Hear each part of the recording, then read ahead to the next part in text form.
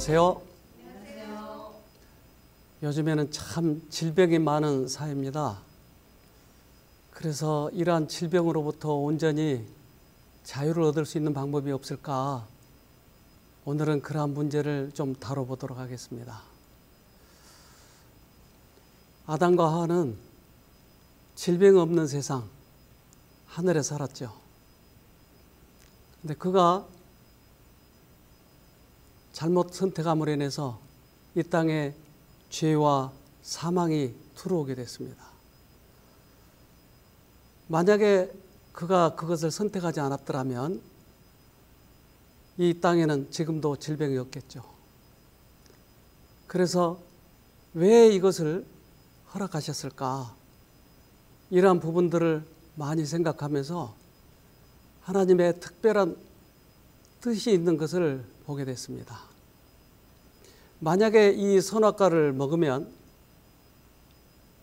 하와도 죽겠지만 또한 예수님도 우리를 구원하시기 위해서 죽으실 것입니다. 예수님은 이 땅을 창조하시기 전에 만약에 사람이 죄를 지으면 그 죄값을 치르시기 위해서 죽으시겠다고 인간을 만들기 전에 먼저 계획을 세우셨습니다. 로마서 16장 25절 나의 복음과 예수 그리스도를 전파함은 영세전부터 감추었다가 네, 예수님은 당신이 죽을 줄 뻔히 알면서 그 손을 붙잡지 않았어요. 그만큼 자유의지가 중요하다고 하는 것입니다. 다른 어떠한 동물보다 생명체보다 인간을 특별한 그러한 사람으로 만드셔서 우리에게 자유의지를 주시고 그 자유의지를 활용함으로 인해서 가장 행복하게 멋지게 하나님을 닮은 그러한 성품으로 살아가도록 하기 위해서 우리들에게 의지의 자유를 주셨죠. 그러면 우리들의 뇌는 과연 그것을 어떻게 처리하는지 뇌를 보면 우리들의 마음은 뇌에 들어있죠. 그래서 이 마음, 뇌, 이 부분이 어떻게 이 선택을 하는지를 과학자들은 밝혔습니다. 입력과 출력 사이에서 막대한 정보 처리를 하는 전두연합령. 네, 이 그림에서 보듯이 전두연합력은 사람이 다른 동물보다 훨씬 더 큽니다. 그래서 원숭이나 고양이보다 그 비율이 전두연합력의 비율이 꽤 커요. 그것은 뭔가 이게 중요한 역할을 하고 있기 때문에 그렇지 않을까요? 마음은 우리들의 뇌에 들어있다고 그랬어요. 그런데 마음이 거기에 들어있는지 그렇지 않은지를 그 전에는 몰랐어요. 그러나 우연한 사고로 인해서 그것을 알게 됐는데 바로 그림 밑에 부분에 있는 것처럼 공사장에서 철근이 튀어서 사람의 머리를 뚫고 지나갔어요. 피니어스 게이지라고 하는 이 사람이 결국은 그 철근이 꼽혔지만 수술을 해서 살게 됐어요. 그런데 그가 달라진 게 있는데 그건 바로 이러한 것입니다. 피니어스 게이지의 비극. 1848년 미국에서 공사 현장을 감독하던 피니어스 게이지의 머리에 화약 폭발로 날아온 철봉이 꽂혔다. 철봉은 왼쪽 뺨을 뚫고 머리 윗부분으로 관통했다. 사고 후 그는 기적적으로 목숨을 건졌지만 전두연합령의 대부분을 잃게 되었다. 시각, 운동 능력 등에는 거의 장애가 없었다. 그러나 그때까지 온순했던 그의 성격은 난폭해졌고 미래에 대한 계획성이나 꿈을 전혀 가질 수 없게 되었다. 네, 그러니까 사고 전과 사고 후의 차이는 그의 성격이 난폭해졌고 또한 미래에 대한 계획성이 없어졌다고 하는 것입니다. 즉 우리들의 이 결정력, 우리가 살아가는 데 있어서 선택력은 우리들의 전두엽에서 결국 관할하고 있었다고 하는 것입니다. 이 전두엽은 그동안에 배웠던 지식, 또 경험, 정보 이런 모든 것을 전두엽에다 갖다 놓고 전두엽이 이것을 결정한다고 하는 것입니다. 그래서 우리 인생길이 가는 데 있어서 가장 중요한 이 부분은 우리 인생길의 길을 선택하는 아주 중요한 역할을 하더라 하는 것이죠. 그래서 우리들의 마음을 알기 위해서 수없이 많은 철학자들이 과연 우리들의 마음의 역할은 어떤 것인가? 근데 그 중에 한 철학자 틴 나탄이라는 분이 이렇게 얘기합니다. 틴 나탄 베트남 승려. 네, 베트남 분인 이분은 굉장히 이러한 철학적인 부분에 아주 해박한 분이세요. 근데 그분은 마치 TV에 어느 채널을 돌리느냐에 따라서 그 TV의 화면이 결정되듯이 우리들의 마음도 그렇다고 얘기를 합니다. 마음은 수천 개의 채널이 있는 텔레비전과 같다. 그리하여 우리가 선택하는 채널대로 순간순간에 우리가 존재하게 된다. 분노를 켜면 우리 자신이 분노가 되고 평화와 기쁨을 켜면 우리 자신이 평화와 기쁨이 된다. 네, 우리 마음은 수천 개의 채널이 있는 TV와 같은데 어느 채널을 트느냐에 따라서 우리들의 마음이 달라진다고 하는 것입니다. 그래서 우리들의 마음에서 생각이 생산이 되는 것이 아니고 들어오는 생각을 결정하는 역할만 우리가 한다고 하는 것이죠. 그래서 이것을 과학적으로 증명하기 위해서 이러한 실험을 했답니다. 지금 이 그림을 보면 오른쪽과 왼쪽에 버튼이 있고 앞에 모니터가 있어요. 근데 이 모니터에는 여러 가지 글자가 나오게 했는데 A든지 B든지 또는 F든지 이렇게 나오게 해요. 그러니까 내가 원하는 그 글자를 선택하면 이 버튼을 누르게 되는 것이죠. 그런데 이 버튼을 누르기 전에 우리들의 뇌에서는 이미 어떠한 전류가 흐르게 된다고 하는 것이었어요. 그러니까 전류가 흐른 다음에 결정하는 것을 과학자들이 발견하게 됐어요. 근데 최소한 그 전류가 시작되는 지점은 우리가 버튼을 누르기 최소 몇 초 전에 이미 전류가 시작이 됐다고 하는 것입니다.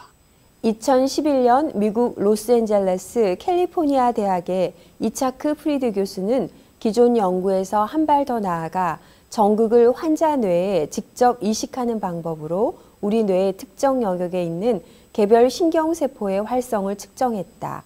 그는 신경세포의 활성을 관찰해 환자가 버튼을 누르는 의식적 판단보다 1초 정도 앞서 환자가 버튼을 누를 결심을 할 것임을, 더욱이 어느 쪽 버튼을 누를 것임을 80% 확률로 예측할 수 있었다고 보고했다. 네, 이러한 실험을 보면 우리들의 마음이 하는 역할은 결국은 선택하는 것이지 생각을 만들어내는 것이 아니었다고 하는 것입니다.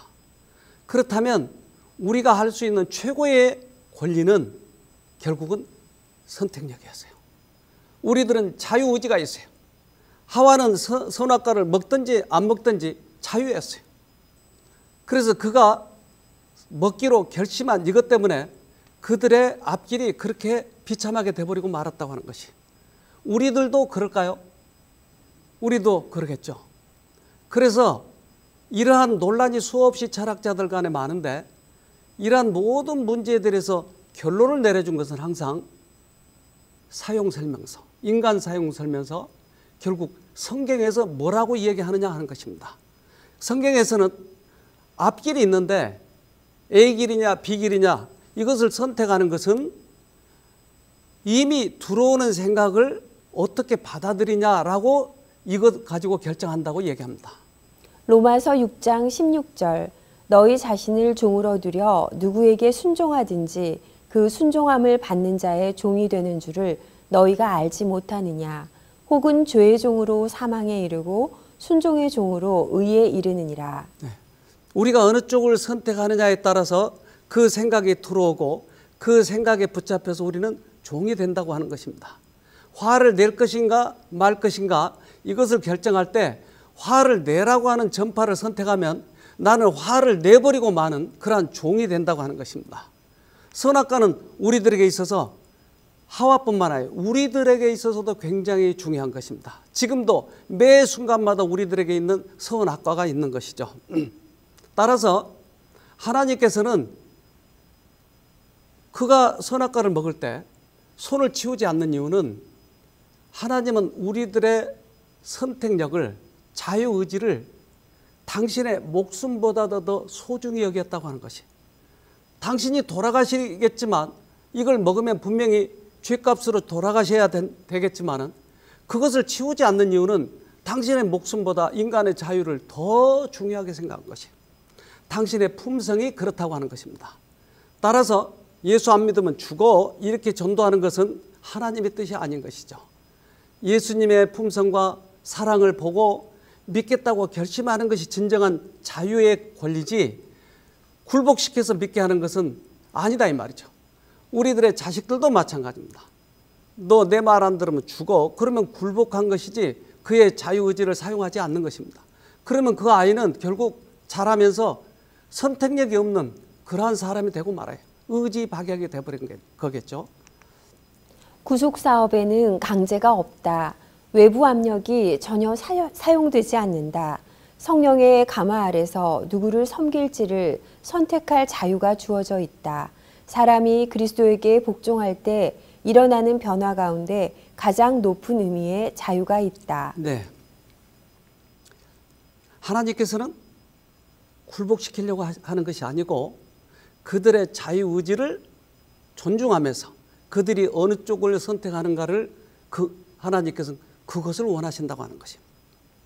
캘리포니아 앞바다에 아주 기이한 그런 사건이 일어났어요. 그런데 돌고래가 낚시와 그물에 걸려 있어서 도저히 빠져나갈 수가 없는데 이 낚시가 걸려서 괴롭히는 것이. 근데 아무리 자기 스스로 이것을 빼내려고 해도 몸을 자기가 손이 없기 때문에 그걸 빼낼 수가 없었던 것이에요. 그런데 그 돌고래가 사람을 찾아왔던 것이에요. 잠수부를 찾아왔던 것이에요. 그리고 자기가 걸려있는 이 낚시를 빼달라고 잠수부에게 보이는 것이었습니다. 잠수부는 그것을 알아채고 즉각 그 낚시바늘을 빼줬어요.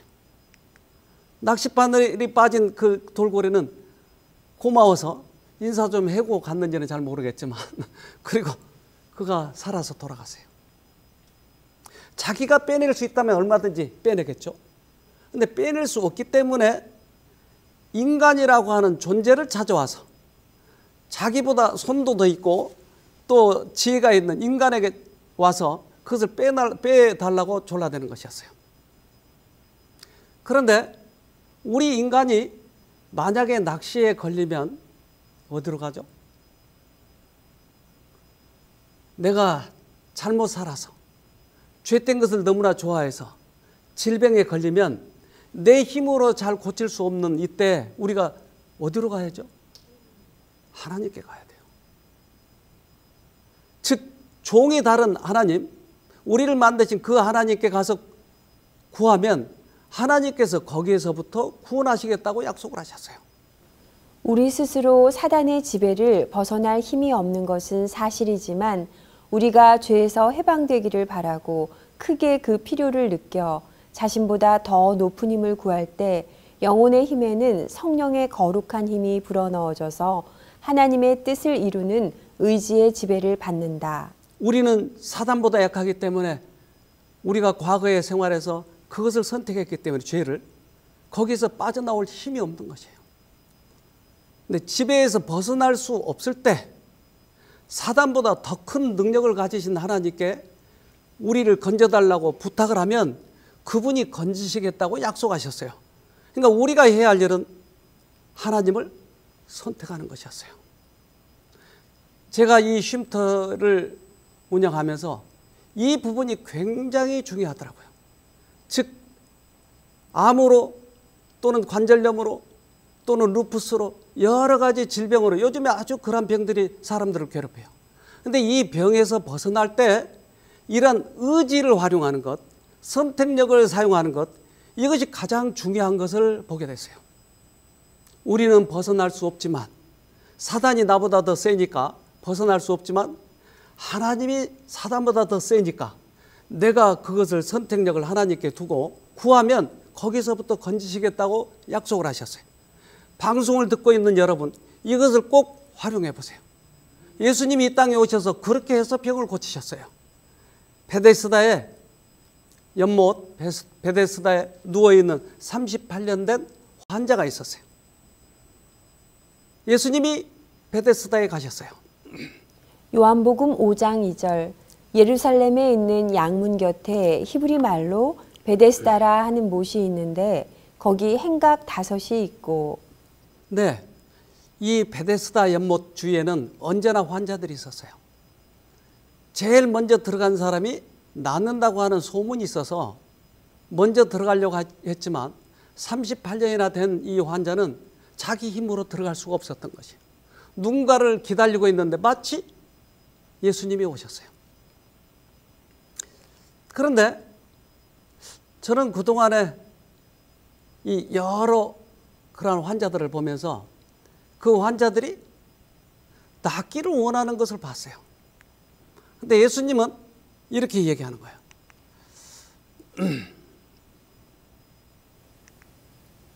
요한복음 5장 5절 거기 38년 된 병자가 있더라. 예수께서 그 누운 것을 보시고 병이 벌써 오랜 줄 아시고 이르시되 내가 낫고자 하느냐. 38년 됐으면 그의 뼈는 어땠을까요? 그의 힘줄은 어떻게 됐을까요? 모두 다 약해져서 도저히 아마 회복될 수 없는, 인간의 눈으로 보면 회복될 수 없는 그런 상태일 거예요. 그런데 예수님은 내가 낫고자 하느냐 하고 물어봐요. 저는 그동안에 많은 그런 환자들을 보면서 낫기를 거의 원했던 것 같아요. 그런데 예수님은 왜 그것을 물어봤을까? 이것에 대해서 궁금하게 생각했어요. 예수님은 낫기를 원하는 마음을 몰랐을까? 왜 저렇게 물어보실까? 그런데 예수님의 품성과 또 그때의 그런 실정을 보면서 깊이 생각하면서 아, 예수님께서 물어보신 이유가 있었구나, 이것을 깨닫게 됐어요. 즉 베데스다 그 환자는 연못에 들어가서 병을 고치기를 원했던 것이에요. 그런데 예수님은 그에게 낫고자 하느냐 하고 양심에 말씀하셨을 때 그 사람은 양심 속에서 싸웠을 거예요. 내가 병원으로 가야 될까? 아니면 무슨 요법을 할까? 아니면 예수님의 방법을 할까? 이러한 싸움이 있었을 거예요. 그래서 치열하게 이 속에서 싸움을 싸우고 있는데 베데스다 환자는 이제까지는 연못만이 나를 낫게 해줬다라고 낫게 해줄 것이라고 생각했는데 예수님이 말씀하실 때 한쪽 마음에 아, 예수님이 나를 낫게 할 수 있을까? 라는 희망이 생겼다 이 말이죠. 그러니까 이 두 가지 음성 속에서 이 두 가지 채널 방송국에서 어느 방송을 내가 택해야 될까 하는 이러한 고민이 있었다고 하는 것입니다. 그래서 그 환자는 이렇게 얘기합니다. 요한복음 5장 7절 병자가 대답하되 주여 물이 동할 때에 나를 못에 넣어줄 사람이 없어 내가 가는 동안에 다른 사람이 먼저 내려가나이다. 아직도 그의 마음에 싸우고 있는 동안에 그 연못에 들어가고자 하는 그 마음이 더 컸었어요. 치열한 싸움이었겠죠. 그런데 이 싸움 속에서 드디어 이 베데스다 환자는 예수님 쪽으로 결정하기 시작한 것이, 채널을 돌리기 시작한 것이. 자기 몸 몰골은 도저히 나을 수 없는 상태다 이 말이에요. 그러나 그가 그쪽으로 선택을 할 때 어떤 일이 일어난지를 우리에게 보여주는 것입니다. 그대가 완전히 나았다고 느껴질 때까지 기다리지 말라. 구주의 말씀을 믿어라. 그대의 의지를 그리스도 편에 두라. 그분을 섬기고자 뜻을 세우고 그분의 말씀대로 행동할 때 그대는 힘을 얻을 것이다. 오랫동안의 방종으로 영과 육을 속박하고 있는 악습과 정욕의 지배가 어떠하든지 간에 그리스도께서는 거기서 능히 건져주실 수 있으며 또한 그렇게 해주시고자 갈망하신다. 네, 우리들의 과거의 경험 속에서는 안 된다 이 말이에요. 통계학적으로도 안 된다 이 말이에요. 그러니까 과거에 어떻든지 관계없이 우리 하늘 아버지는 그렇게 할 수 있기 때문에 그쪽을 선택만 하면 우리들의 관념과 관계없이 거기에서 기적이 일어난다고 하는 것입니다. 우리에게 원하는 것은 바로 그 선택력, 자유의지의 활용이었어요. 예수님은 그쪽을 선택한 것을 보시고 즉각 예수님께서 그에게 약속을 명령하십니다. 당신의 약속이 이루어지도록 하신 것입니다. 요한복음 5장 8절 예수께서 가라사대 일어나 내 자리를 들고 걸어가라 하시니 그 사람이 곧 나아서 자리를 들고 걸어가니라. 이날은 안식일이니. 네, 그의 마음이 결정된 것을 보고 자리를 들고 걸어가라. 우리들의 의지의 선택이 그 능력이 들어오게 되는 결정적인 역할을 한다고 하는 것이, 우리들이 손으로 붙잡으면 그분의 능력이 들어온다고 하는 것이, 믿음의 선택, 이것을 통해서 우리가 회복될 수 있다고 하는 것이. 한 아주머니가 요양원에 입원해 계시다가 이제 도저히 희망이 없으니 쉼터에 가면 그 많은 성경 지식을 알 수 있고 또 혹시 하나님께서 역사하실지 모르겠다고 하는 희망 속에 쉼터에 오셨어요. 근데 이분은 걷기가 힘들었어요. 그래서 제가 팔짱을 끼고 걷게 해보려고 한 3발자국 갔을 때 도저히 더 못 걷는 거예요. 그러니까 3발짝이 한계였어요, 그분에게. 더 이상 걸을 수가 없었어요. 근데 이분이 소파에 누워서 강의를 듣기 시작하는 거예요. 힘이 없다가 조금씩 힘이 생기는 것을 보고 과연 이분이 어떻게 될 것인가 저는 주의 깊게 살피기 시작했어요.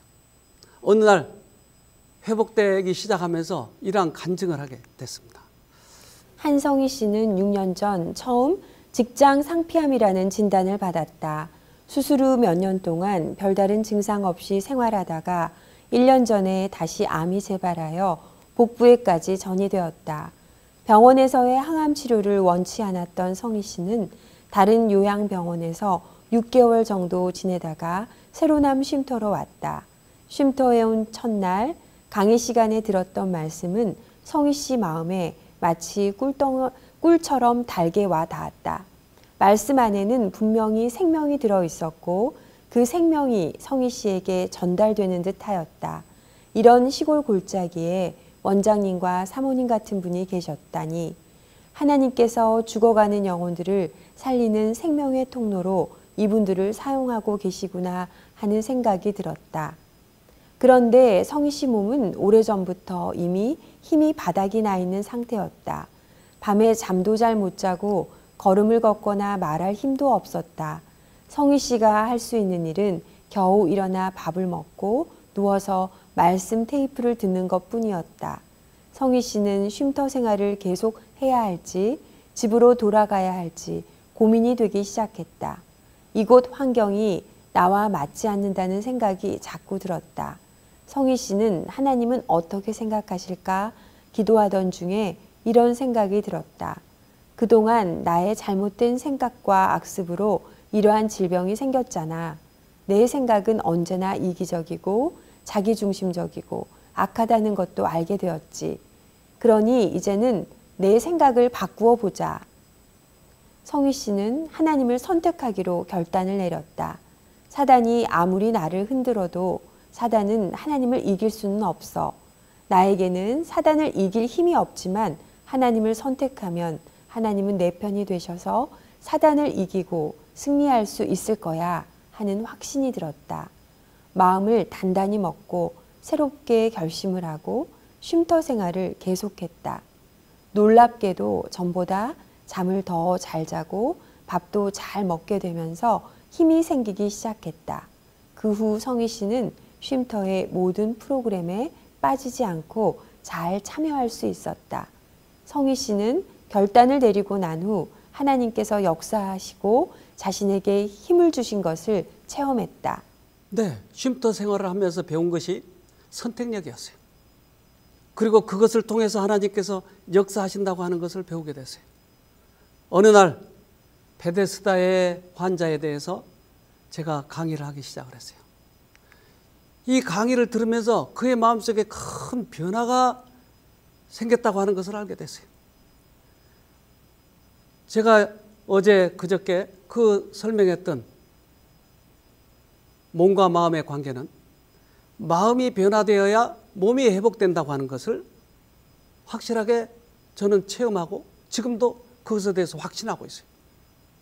마음이 변화가 되면 몸이 변화가 되는 것이, 이 성희 씨의 마음이 변화되는 것을 보게 되었어요. 그 후에 어떤 일이 일어났냐면 이렇게 간증을 합니다. 어느 날 아침 강의 시간에 베데스다 병자가 완쾌된 말씀을 들었다. 그날 말씀은 성희 씨가 암과의 싸움에서 이기는 결정적인 계기가 되었다. 성희 씨는 생각했다. 그래, 우리는 모두 베데스다 목가에서 병 낫기를 기다리는 사람들이지. 병이 완쾌될 때까지 누워만 있지 말고 지금 내 자리를 들고 일어나서 걸어가자. 내 삶의 의지를 하나님께 두고 병이 다 나은 것처럼 하루하루 살아보자. 내 안에 암이 자라고 있다는 사실을 잊고 오직 예수님만 쳐다보고 걸어가자라고 굳게 결심했다. 그는 의심하지 않고 예수님의 말씀에 순종하고자 뜻을 정했다. 그는 일어서서 하나님을 찬양하여 힘차게 걸어갔다. 하나님께서는 그에게 힘을 주셨다. 모든 신경과 근육이 새로운 생명으로 약동했고 그의 팔과 다리는 건강한 활력으로 다시 움직이기 시작했다. 그날 이후 성희 씨의 몸은 급격하게 회복되기 시작했다. 성희 씨는 지금 암에서 완전히 회복되었다. 우리의 힘으로는 사단을 이길 수 없지만 사단보다 더 큰 힘을 가지신 하나님을 붙들 때 하나님의 능력이 임하시는 것을 성희 씨는 확실히 경험했다. 사랑의 하나님은 우리의 질병이 낫기를 간절히 바라시고 건강하고 행복하게 살아가기를 원하신다. 그분께서는 누워있는 우리에게 건강하고 평안하게 일어서라 명령하신다. 성희 씨는 그 말씀을 믿고 순종하여 일어서서 힘차게 걸어갔다. 성희 씨는 이제 남은 인생은 하나님께서 자신의 영혼을 위해 행하신 일을 선포하며 멋지고 행복하게 가치 있게 살아가리라 다짐하고 또 다짐하고 있다. 네. 결국 말씀에 일어났던 그 일이, 성경에 일어났던 그 일이 성희 씨에게도 일어났던 것이, 우리의 자유의지, 우리들의 선택력을 활용하여 그가 이러한 기적을 맛보게 된 것입니다. 따라서 우리는 어떠한 일이든지 병에서부터의 자유를 얻는다든지 악습으로부터의 자유를 얻는다든지 이러한 모든 그러한 죄로부터의 구원을 얻기 위해서는 필수적으로 우리들이 해야 될 일이 있는데 그것은 하나님 쪽을 선택하는 것입니다. 성공의 비결은 하나님의 능력에 인간의 노력이 결합하는 데 있다. 최대의 결과를 성취하는 자는 가장 열렬히 전능하신 자의 팔에 매달리는 사람이다. 네, 하나님의 능력과 인간의 선택력의 노력, 이것과 합해지면 결국은 승리한다고 하는 것이. 다니엘은 바벨론에 끌려갔어요. 그가 이제 왕의 진미를 먹으라는 제의가 있었어요. 다니엘은 이것을 거절했어요. 그가 포로로 잡혀갔는데 왕의 진미를 거절한다고 하는 것은 상당한 결단이 필요했을 거예요. 그래서 다니엘서 1장에는 그것을 거절한 것에 대해서 사건에 대해서 다루게 됩니다. 다니엘서 1장 8절 다니엘은 뜻을 정하여 왕의 진미와 그의 마시는 포도주로 자기를 더럽히지 아니하니라 하고 자기를 더럽히지 않게 하기를 환관장에게 구하니. 네, 이 사건이 그렇게 중요할까요? 아까 우리가 보았던 것처럼 사람이 할 수 있는 최고의 것은 선택이었어요. 의지를 활용하는 것이었어요. 그래서 그것을 거절했던 것이에요. 이것을 통해서 하나님께서는 그에게 축복을 하시기 시작합니다.